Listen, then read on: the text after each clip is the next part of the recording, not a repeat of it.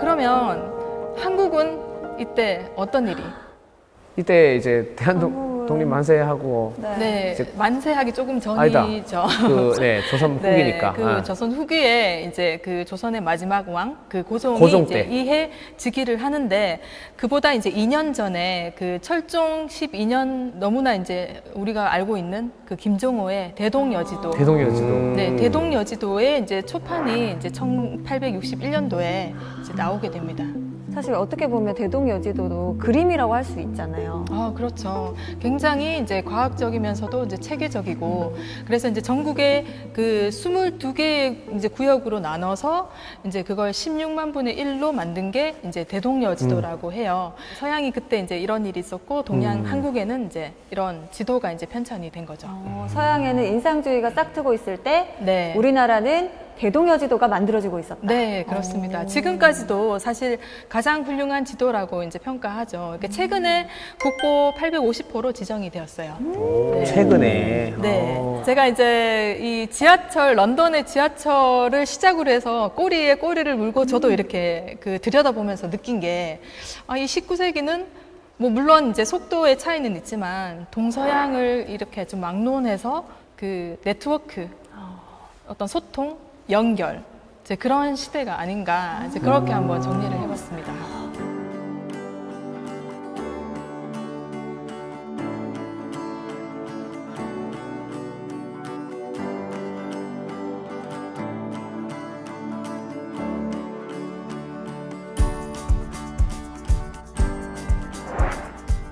자, 이제 우리가 이제 과거의 그 런던을 봤다면 이제는 좀 현대의 런던을 이제 보시겠습니다. 그 저희가 이제 테이트 모던이라는 사실 이제 전 세계 가장 대표적인 현대 미술관입니다. 와우. 저게 어디라고요? 자, 런던의 테이트 모던이에요.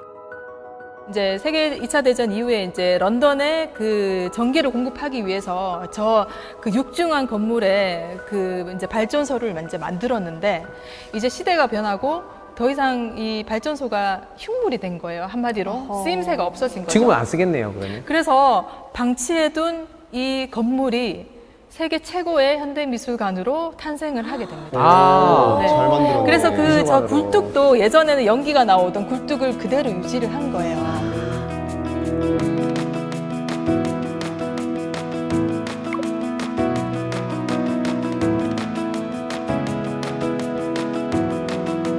그래서 이제 이 미술관이 2000년 5월에 개장을 했어요. 그럼 갔다 와보셨어요? 갔다 왔습니다. 오. 그래서 성진도 당연히. 그 현대미술 일할모시던 제가 정말 저기에 이제 설치된 작품을 보고 정말 충격을 받았던 와. 작품이 바로 이제 이 작품이에요. 저게 뭐예요? 뭐야? 저게 나팔인가요? 맞아요. 맞아요. 마르시아스라는 나팔 모양의 이제 설치 미술이에요. 근데 이 작품들을 좀 이야기하기 전에 그 이 테이트 모던이 가지고 있는 핵심적인 공간이 바로 이 터빈홀인데, 터빈홀. 그 지금 예전에 터빈홀이 있던 자리예요. 이제 그 자리를 그대로 이제 유지를 해서 이제 미술관 어떤 특별 공간으로 이제 만든 건데, 사실 이 어떤 영국을 대표하는 건물이긴 하지만 사실 저걸 미술관으로 채택하기 전까지는 많은 그 좀 의견들이 있었어요. 근데 이제 공모를 한 거죠. 국제 공모를 해서 어떤 그 사람이 이제 그 당선이 됐냐면, 그 당시에 스위스 출신의 이제 젊은 듀오 그 건축가예요. 그 헤르조그 드메론이라는. 근데 이제 이 사람들이 선정이 된 이유는 그 외형을 유지를 하면서 그 당시에 이 화력 발전소의 쓰임이나 재료, 어떤 역사적인 특징들을 이제 유지하면서 그 내부를 현대미술관으로 탈바꿈한, 그래서 더 의미가 있는 이제 미술관입니다. 그래서 이거 2,700억이 들었다고 해요. 2,700억이요? 그 2,700억 원을 가지고는 사실 뭐 새로 하나 짓는 게 더 낫지 않냐, 그런 의견도 있었어요. 근데 결국은 그 2,700억 원이라는 그 막대한 돈은 역사적인 그 역사성을 보존하고 그걸 그대로 가지고 가는 비용이라고 할 수가 있는 거죠. 그래서 이제 그 역사를 지킨다는 게 그 얼마나 이제 한 그 국가에서 또 이 예술을 위해서 이제 이 건물을 유지한다는 게 되게 멋있는 발상이었던 것 같아요. 당시 영국에서도 그만한 가치 있다라고 생각을 했다는 거네요. 그렇죠. 네.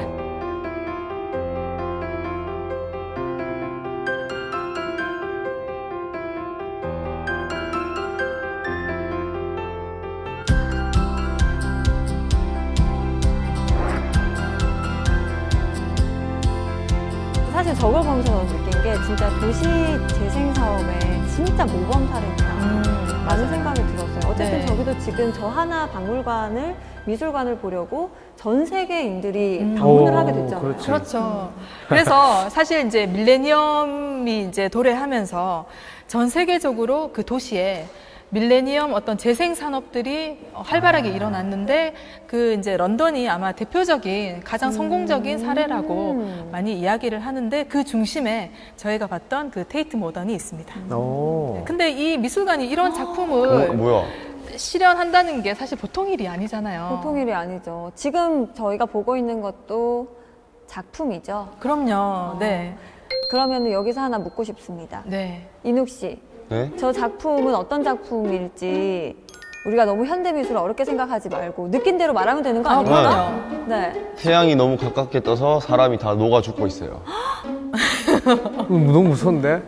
근데 약간 약간 의미가 있어요. 디스토피아적이긴 한데 그 태양을 표현한 건 맞습니다. 오. 그럼 지금 밑에 널브러져 있는 건 사람인가요? 사람이에요. 사람. 이제 관람객이죠. 작품을 보러 온 관람객이에요? 관람객입니다. 작품을 보러 왔다가 너무 뜨거워서 네. 쓰러지고 있는 거예요. 자, 이게 그 2003년도에 날씨 프로젝트라는 이제 설치 작품인데 지금 저 동그란 달이 있잖아요.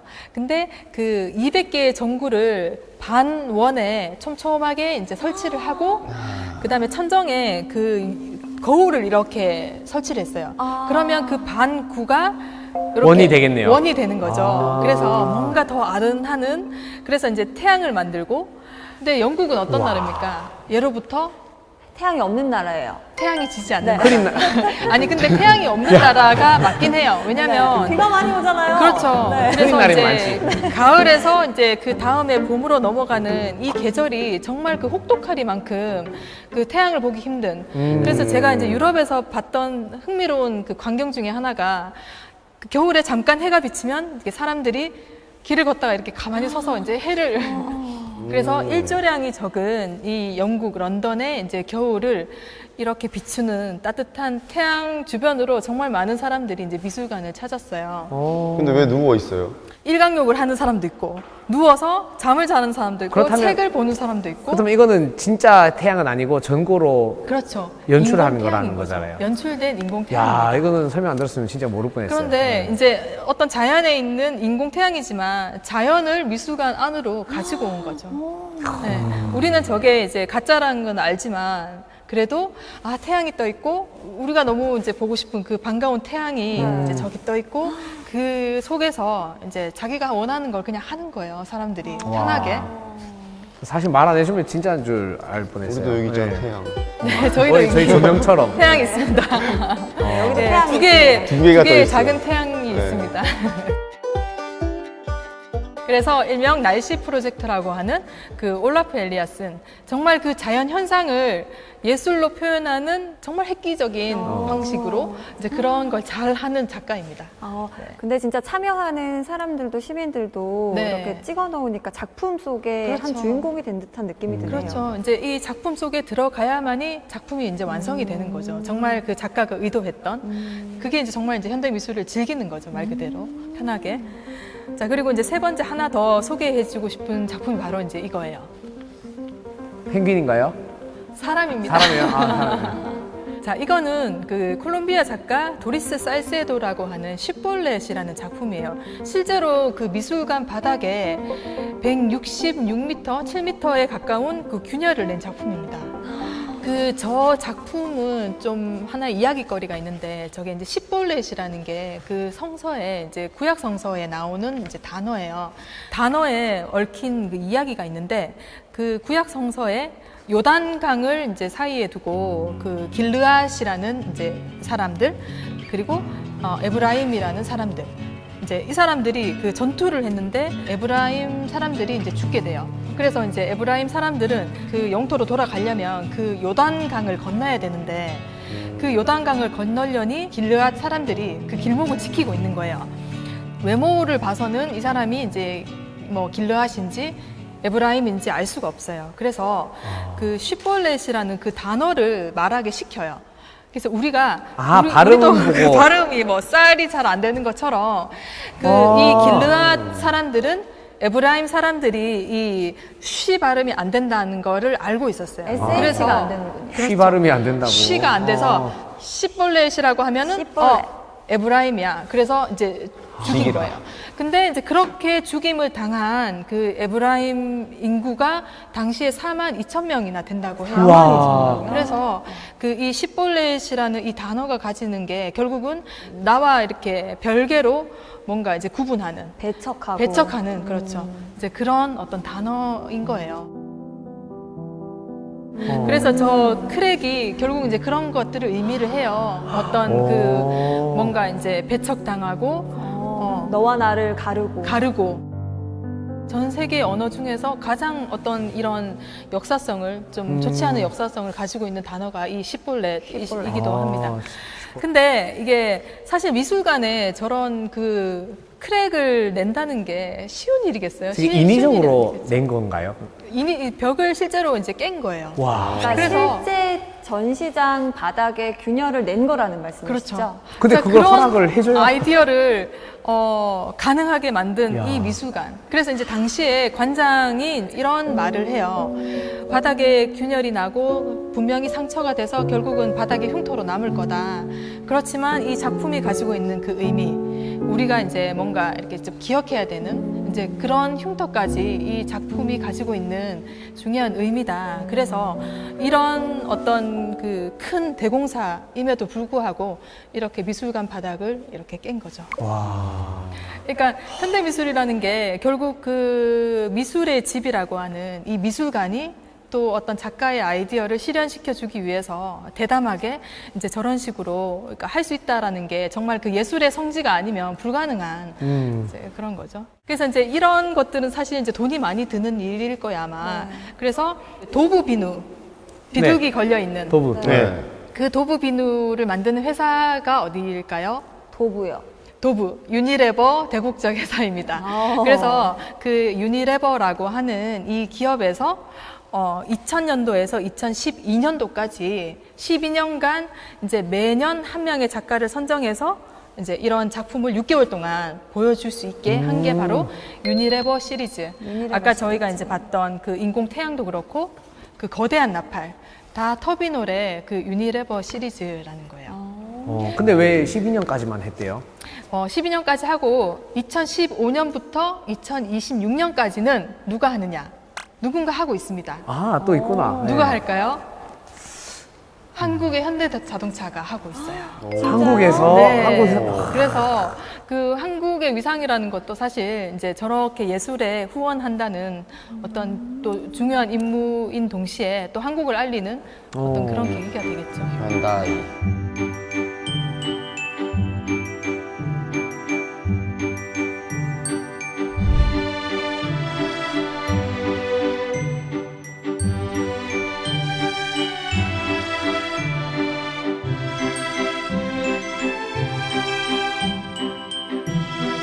네, 이렇게 이제 그 저희가 1863년에서 그 오늘 현대에 이제 런던을 이제 봤는데 이제 21번 고르고 대서양을 건너 미국으로 가야 합니다. 대서양을 건너.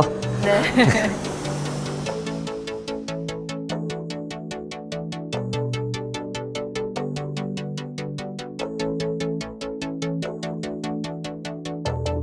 뭐 사실 뉴욕 하면 이제 현대미술의 메카는 또 뉴욕이다. 뭐 이런 얘기도 있죠. 그래서 뭐 빅 애플, 뉴욕을 뭐 칭하는 이런 애칭들 굉장히 이제 많아요. 이제 뭐 고담 시티라고 이제 하기도 하고 그 뉴욕 구석구석을 이렇게 많이 돌아다니면서 제 나름의 뉴욕은 예술의 생물체다.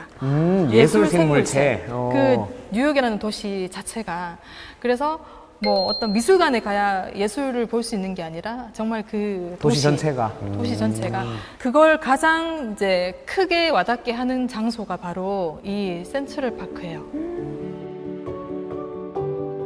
이 실제로 이제 뉴욕을 이제 여행을 하게 되면 많이 접하게 되는 게 또 센트럴 파크가 아닐까. 왜냐면 도시 한가운데 정말 거대한 공간이 이제 공원으로 조성이 돼 있어요. 저 공원은 왜 저렇게 도시 한가운데 있을까요? 마치 그 서울의 한강숲공원처럼 그 도심 속의 좀 힐링 공간을 계획했을까요, 혹시? 그 저희가 이제 아까 런던에서 그 19세기 1860년대를 봤잖아요. 이제 비슷한 시기에 이제 1857년에 이제 이 공원을 이제 개원을 했는데 지금 여기 공원을 짓지 않으면 100년 뒤에는 이것만 한 정신병원을 지어야 될 것이다. 이제 그렇게 말한 사람이 바로 저 프레드릭 옴스테드라는 그 조경가입니다. 네. 그래서 도심에서 자연으로의 최단 탈출이 가능하게 하는 게 바로 저 센트럴 파크예요. 그래서 뭐 우리 미국 드라마, 영화 정말 많이 등장하는 그 맨하튼의 심장이라고 할 수 있는 허파죠, 허파. 그 이 좀 공공복지를 위한 이 공원을 설립을 한 거예요. 이제 그 옛날에. 이게 없으면 사람들이 다 미쳐버릴 거야. 난 이제 약간 그래서. 외곽에서부터 건물을 지어 올리다가 남은 공간이라서 그냥 냅둔 줄 알았어요. 그러면 마치 그린벨트 안에 있는 것처럼 개발 제한이 해야 되는데 하면서. 네.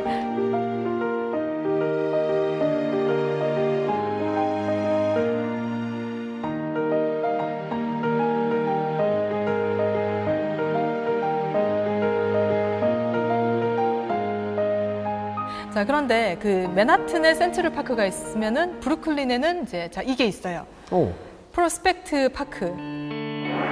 센트럴 파크를 만든 같은 조경사와 건축가가 이 브루클린의 프로스펙트 파크를 이제 지었어요. 그러면 두 개가 느낌이 좀 비슷한가요? 자, 느낌이 정말 신기한 게 같은 사람이 지었는데 조금 느낌이 달라요. 그러니까 센트럴 파크는 뭔가 이제 잘 가꾸어진 동산? 이제 그런 느낌이 든다면 그 프로스펙트 파크는 정말 좀 더 야생에 가까운 또 자연에 가까운 이제 그런 분위기가 좀 물씬 풍깁니다. 야생 동물도 나오는 거 아니야? 야생 동물도 나오죠. 나와요? 네, 네. 오. 그 실제로 안에 이제 동물원도 이 공원이 가지고 있어요. 그 예전에 스마트폰 없어서 이제 카메라를 찍으면 저렇게 날짜가 나옵니다. 네. 진짜 사진기로 감성이 찍은. 있어요. 네, 사진기로. 감성적이에요. 아. 네. 자, 그러면 이제 뉴욕의 이제 미술에 대해서 좀 볼 건데, 뭐 이제 2차 대전 이후에 1945년 이후에 당시 이제 파리를 중심으로 정말 그 미국으로 망명을 많이 하고 유럽에서 예술가들이 미국 땅을 이제 밟게 됩니다. 이제 그러면서 이제 1950년대부터 본격적으로 이 미국 뉴욕이 이제 어떤 현대 미술의 새로운 주자로 이제 떠오르게 돼요.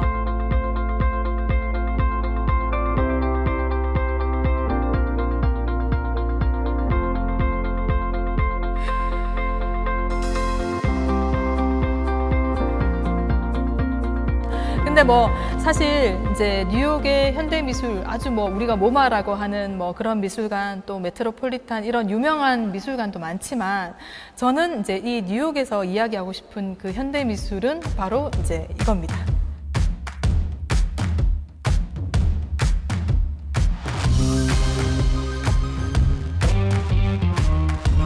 벽화. 자, 키스헤링 우리가 뭐 한 번은 이 사람 작품을 이제 너무 유명하고. 그 A로 시작하는 그 보드카의 또 디자인을 이제 이 작품으로 이제 하기도 했었죠. 저는 첫 번째 작품 티셔츠 있어요. 진짜? 이 키스 헤링이라는 인물이 참 이제 그 어떻게 보면은 80년대 뉴욕의 길거리를 휩쓸고 다닌 이제 예술가입니다. 자, 이 사람이 그 처음에는 이제 뉴욕 지하철에 그 광고판이 있었어요. 거기에 이제 분필로 이렇게 그림을 그리고 공공기물 훼손으로 항상 이제 체포되고 그래서 이제 키스 헤링은 항상 허가 안 그 받고 검색을 한 거야. 해보면 지하철에 이제 그림을 그리는 장면이랑 저렇게 연행이 되는 그 사진들 굉장히 많아요. 이것도 현대 예술. 이것도 현대 그럼요. 미술. 이 현대 자체가. 미술. 벽에 낙서에 불과한 이런 하위 문화라고 이제 이를테면 네. 이런 하위 문화가 정말 그 고급 문화 어떤 정말 미술의 영역으로 끌어올린 중요한 역할을 했던 게 이제 이 키스 헤링이라는 작가입니다.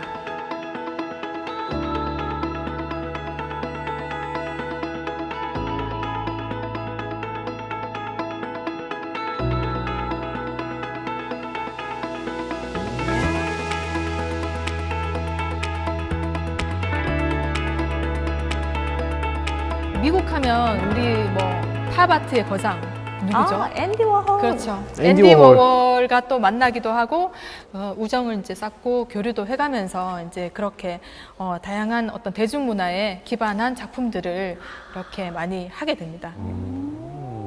그 아이들이랑도 작업을 많이 했는데 그 자유의 여신상이 미국에 이제 온 지 100년을 이제 기념하는 그 해에 그 뉴욕시에 있는 1000명의 아이들과 같이 이제 저렇게 그 자유의 여신상, 예, 새로운 버전의 자유의 여신상을 저렇게 대형 벽화로 예, 이야. 그리기도 합니다. 되게 실제 크기가 어느 정도인가요? 27m네요. 27m에 이야. 달하는 대형 벽화, 5층짜리 네. 아파트 정도 사이즈가 되겠죠. 근데 사실 우리 아이들의 낙서가 예술 작품이 될 수 있을 거란 생각을 쉽게 못 할 수도 있잖아요. 그런데 네네. 이제 아이들의 낙서가 막 다 모여서 저렇게 하나의 작품이 됐네요. 그렇죠. 그래서 이제 이런 프로젝트를 도시에서 이제 뉴욕에서 했지만 또 다른 도시에서도 이제 굉장히 또 아이들과 그런 작업들을 많이 한 아티스트가 바로 또 키스 헤링이기도 합니다. 저도 하얀 티셔츠 가지고 학교 가서 네. 되게 애들한테 미송 매직으로 그림 그리라고 시키고 했는데 되게 예쁘게 작품처럼 나와가지고 네. 저는 예술 작품이라 여기고 입고 다니고 했어요. 네. 어떤 그 예술을 그 일상에서 실현을 하고 계시네요.